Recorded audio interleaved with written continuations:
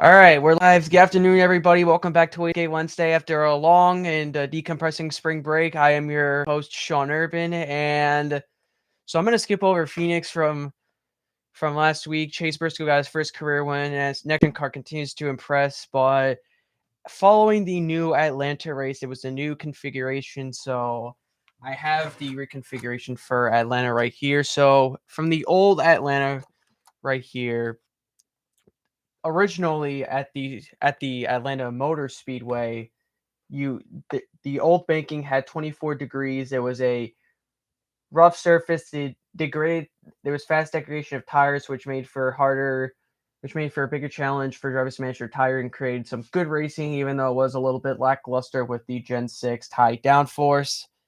But after the years of pretty mid racing from AMS, Marcus Smith, the CEO of Speedway Motorsports, decided to reconfigure the speedway in collaboration with iRacing to increase the banking in turns 3 and 4 and create more of a super speedway pack style racing.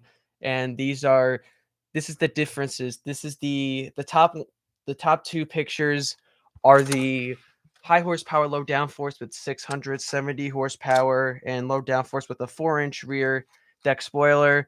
And then the next one is a 510 horsepower high downforce, which is what they're using on Daytona, Talladega, Atlanta, and it's a 7-inch rear spoiler where the car's more to the ground, so that it sucks it to the ground to create more downforce and more of a draft, which is where cars get behind each other in the air. So you see this picture right here. This is the aerodynamics of the car as the air goes around it.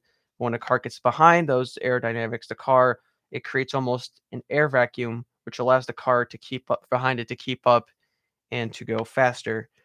And that pack style racing is very competitive. It's mostly side by side during the race. It's the direction that Atlanta kind of wanted to go in.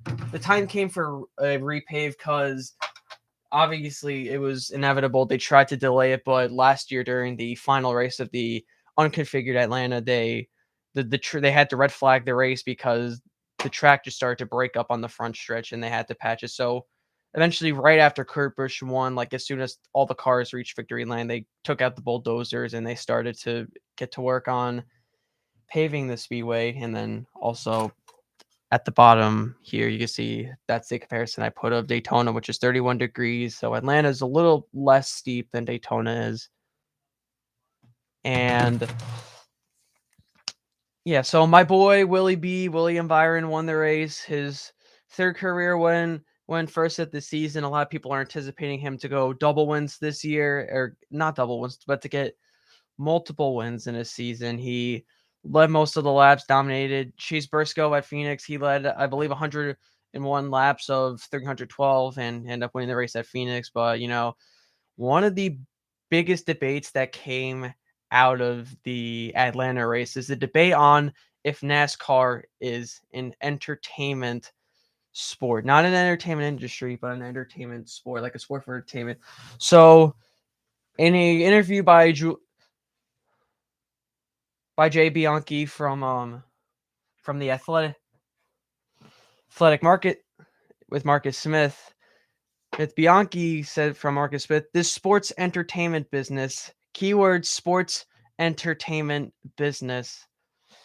NASCAR, so I'm just gonna get the definition of what entertainment is because I kind of like find it a little bit ridiculous that people are kind of fighting over it. So entertainment, according to the Google definition, entertainment is the action of providing or being provided with amusement or enjoyment. Second definition, an event, performance, or activity designed to entertain others. Plural noun, entertainment. The action of receiving a guest or guests and providing them with food and drink. Just there's more I can go down the list, but it's pretty self-explanatory what entertainment is. And a lot of it stems from a direction that NASCAR is trying to go with, to where many compared the Atlanta race to a WWE match, which is solely for where it's more entertainment for the fans rather than creating like good wrestling between them. Like it's more entertainment oriented. I don't know I don't know much about the WWE, only on the entertainment side, but for NASCAR, I feel that NASCAR is more. It's obviously a sporting industry, but it's based. What I view it as is that these services, Fox, NBC, USA Today, not USA Today, USA, say who's taking over from NBCSN after they shut down at the end of last year. These the broadcasting networks, they don't own NASCAR. NASCAR sort of buys or has contracts with these hold on one sec. Just I'm losing my track. Hang on one second. With these sports broadcasting companies to televise their racing to more people. So even though NASCAR relies on these sports broadcasting thing networks, there's a big contract negotiation between a bunch of different networks coming up in 2025, which is soon to be around the corner. NASCAR is trying to move in a direction where they have more negotiating powers with programs such as Fox or NBC or USA. And a pretty big shift that's happening is that Jeff Gluck reported that fans I enjoyed the race a little bit, even though I find pack race to be boring, only entertaining in the last 10 laps. I found it pretty fun and enjoyable to watch. There was a lot more logistics, being that it was more tighter than a regular super speed where you had more room to move around, and I kind of felt that it was too narrow a point to where it caused wrecks and it made it difficult to overtake or pass. But overall, the race was, I felt like it was better than an average at Atlanta race. I'll give it that. I'll give SMI the benefit of the doubt. But at the end of the day, though, Jeff Gluck reported that if at with the way that Atlanta performed well, there's probably speculation that the rest of like the mile and a halfs are going to be converted into super speedways with that pack style racing, higher banking, and then NASCAR's going to get what they wanted originally with their higher downforce, even though they increased the horsepower but lowered the downforce. And frankly, I think it's too much of a good thing, because while super speedway racing is pretty entertainment, it's NASCAR's probably most popular form of racing, broadcasting. The Daytona, Talladega, and now the Atlanta races racking in more money and more viewers from them. We saw this trend in 2018, the All-Star race, where they tested the 550 high downforce package, and while the racing was good, NASCAR fans were like, "All right, it was really good racing, but just this once, just this one race, we'll let you experiment with it."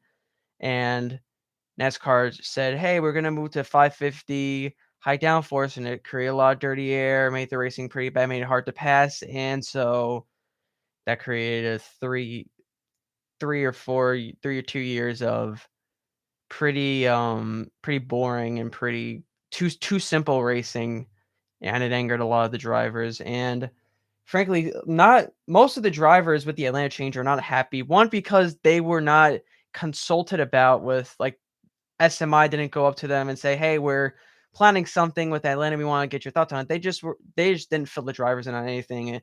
And the drivers league, the PDA, the Professional Drivers Association, which I believe has heads of Denny Hamlin, Jeff Burton, Kyle Petty.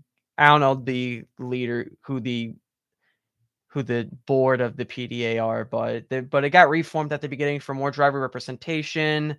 And before the PDA, they were advocating, "Hey, just lower the downforce, put a spacer on it to increase the horsepower." Kevin Harvick was talking about how the car was a challenge. It worked great. While there was less grip, the car slid around. It was more of a challenge, which made for greater racing. And I mean, the rest is history. Really good racing from the next gen car. So they got a lot of stuff figured out. They got the racing formula figured out. As long as they stick with the current packages they have, they're pretty much fine for a while, until they have to switch to electrification of some sort in 2024, which is what NASCAR CEO Steve Phelps said that they are aiming for. And yeah, so NASCAR just needs to get its what their is in a middle of an identity crisis right now with hey, do we want to have good racing for people to put on, or do we want to manipulate to appeal to more masses? And I think keeping your sport honest and keeping it a challenge for the drivers versus to just claw their way up to the front, whether it's wrecking or passing each other or just battling for multiple different positions, whether you're battling for first or last. I think that NASCAR should keep it honest so that it shows more clarity in what NASCAR is really all about. It's a challenge for drivers. That's what NASCAR should be about. And another interesting point that I want to bring up that was discussed during the 12 Hours of Sebring last weekend is NASCAR for the first time since 1976 is going to race in the 24 Hours of Le Mans under the Garage 56 entry. Now, the Garage 56 entry is a garage entry in the Le Mans, obviously, but what it's used for is that it's used for some kind of technical innovation. So they tested out stock cars, and the peak of stock car technology, even with our current gen cars, had reached its peak in the early 2000s. They even raced some at the 24 Hours of Daytona, but they did not end up making it through the night. And Rick Hendrick said that they do not want to ride around at Le Mans. They want to be competitive and set lap times. They're in a class of their own, so they won't really be battling for the win, but they want to be competitive and show the versatility of this next gen car. And I'm really excited for them to go to Le Mans. It's really good that NASCAR is creating more of a more public image, even though it's kind of trying to be like F1. NASCAR is still in a league of its own where it's stock car racing in America, so it's unique to its own. Even though they have Euro Weldon, they have the Mexico series, they have the Canada series. The Cup series is where it stands out from the rest. And with a 40 driver lineup, the playoffs, which is pretty unique. As long as you keep Daytona as the finale, I don't really have much of a problem with the playoffs. But overall, NASCAR needs to get its identity figured out. And I feel like a best way to do that, even though is to go more global, but staying true to its roots. Again, to go global, like going to Le Mans, showing off the next gen car to the world, saying, hey, we are NASCAR. This is what we're about. It won't be an exact next gen car. It'll be modified like to fit the FIA regulations, but NASCAR is going to Le Mans, and I think that this is going to be great for PR, and it's going to show everyone what NASCAR is all about in the States, and then they'll hop onto it across the globe, and NASCAR will be a exclusive in America series, so people will come from their masses and say, hey, let's go see a NASCAR race. This looks pretty cool. So, yeah, that's what NASCAR needs to get figured out in its quest for returning to glory since they fell off a bit during the early 2010s. But yeah, that's what's been up with NASCAR the last few weeks. And NASCAR will return to COTA next weekend. We'll return to COTA next weekend for the first time, and I think that they're going to see what COTA is really all about since it rained a lot during last year's race at COTA. It was in May. It was during the Texas rain season. It got rained out, and Chase Elliott won the race. I'm saying rain way too many times, but it's supposed to be beautiful down in Austin, so I'm not really worried about weather being a factor. We're going to see how these cars drive in slick conditions with more grip to play with, and with this new next gen car being more road course oriented with the diffusers in the back and the symmetrical body panels that most GT3 cars have. And so, yeah, we'll see how this newer car races at COTA, and I'll report on that next weekend. So have a good rest of your day and take care, everyone.